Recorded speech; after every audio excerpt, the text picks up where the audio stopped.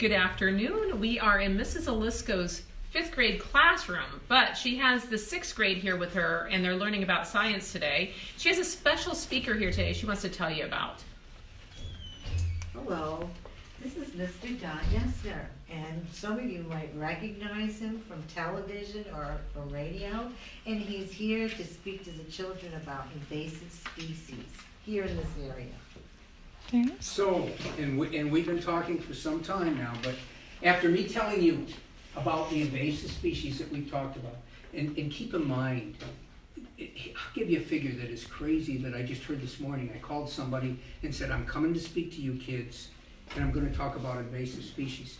And the guy I called was a Green Beret. You heard about Green Berets, the famous courageous soldiers that fight for our country? Anyway, he says, oh, and he immediately brought up the tench. But he says to me, are you aware that there's 160 some invasive species just in Lake Ontario? Because invasive species can be animals, they could be birds, like we talked about the cormorant, they could be fish, but they also can be bugs. Bugs. One of the things, when I was a kid, and I spent all my time in the outdoors either fishing or hunting, I never, ever, ever had a tick on me. Never even thought about a tick. I heard about ticks being out in Colorado and out in the Rocky Mountains. Ticks.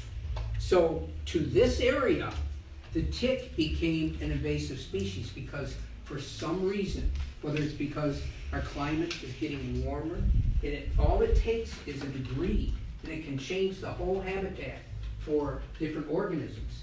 And so we find ourselves now that if you go in the woods, there's so many ticks. And the effects of this species has a trickle down to other things. For example, they carry an organism that causes Lyme disease.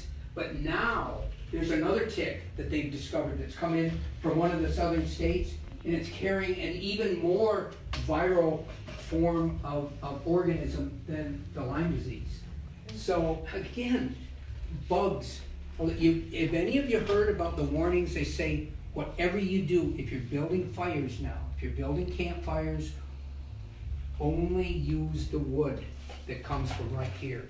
What do you think happens if you got wood, say you had it brought down from another county? I know you're all thinking, so somebody tell me what you think could happen. Yes? Another species could be on it? Yes. Other species of what, Taylor? Like insects? Yeah. Yes. Good job. And you know what these insects can do? They can either, for example, there's insects that are in some of our trees.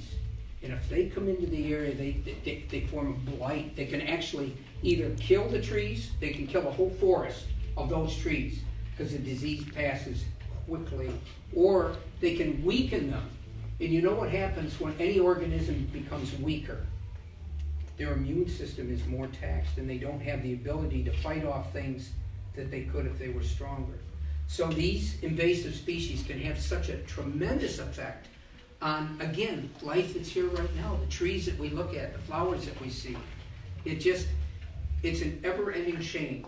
And the state of New York now is so keyed into this whole topic that they're starting new programs.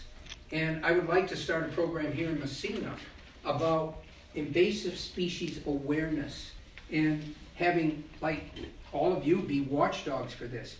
We talked about hogweed and what we do. What's the first thing that we do?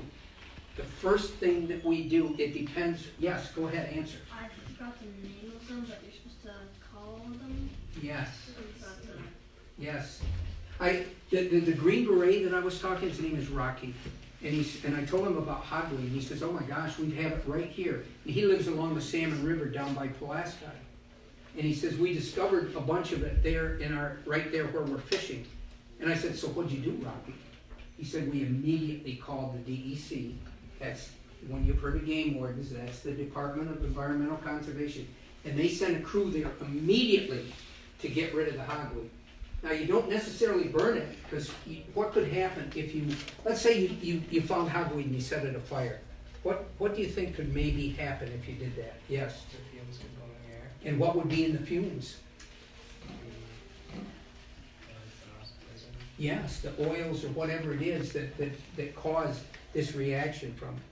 So one of the biggest things with any of these invasive species is that we realize that we have a responsibility as people, as residents of this area to protect others. And that's what we do by informing those that we need to inform.